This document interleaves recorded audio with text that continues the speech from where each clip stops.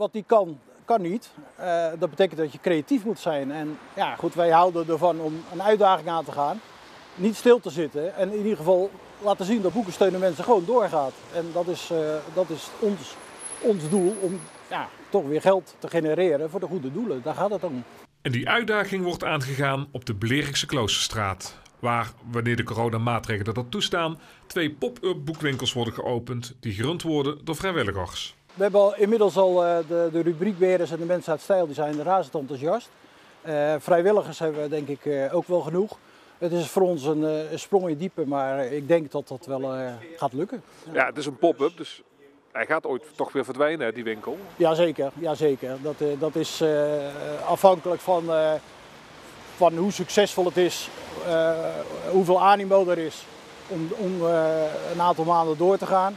Maar het streven is toch eigenlijk om bijvoorbeeld in de herfst een beurs te houden. Misschien niet zo groot, maar het is mogelijk als iedereen straks ingeënt is om weer eens een beurs te houden. En dan zouden we in januari weer een beurs kunnen houden. Dus we hebben materiaal genoeg.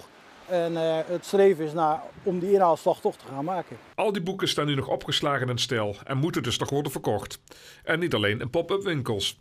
In samenwerking met de studenten van Fontys Hogescholen wordt er ook gewerkt aan een online winkel met maar liefst 30.000 titels. As we speak, zeg maar, deze week zijn de nieuwe vrijwilligers, wat hebben we nieuwe vrijwilligers voor moeten zoeken, zijn begonnen met het plaatsen van boeken op internet. We hebben nu een commissie van 10, maar dat zouden er veel meer kunnen zijn, dan kan het wat sneller.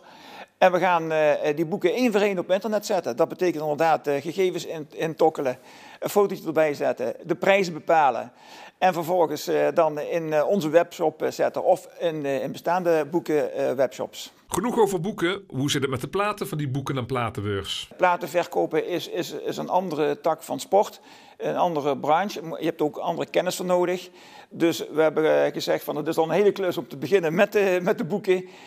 Maar zodra dat loopt gaan we ook zeker nadenken over een manier van verkopen van de platen. En zo worden er in tijden van het coronavirus toch nog boeken en wellicht platen verkocht voor het goede doel. Zelf spreken ze bij de beurs van een sprong in het diepe, al zijn de risico's gering. Ja, nou, dat is ook zo.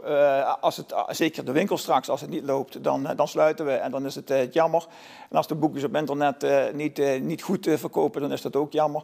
We hebben niks te verliezen, maar iedere euro die we binnenhalen is voor het goede doel en daar doen al die vrijwilligers voor.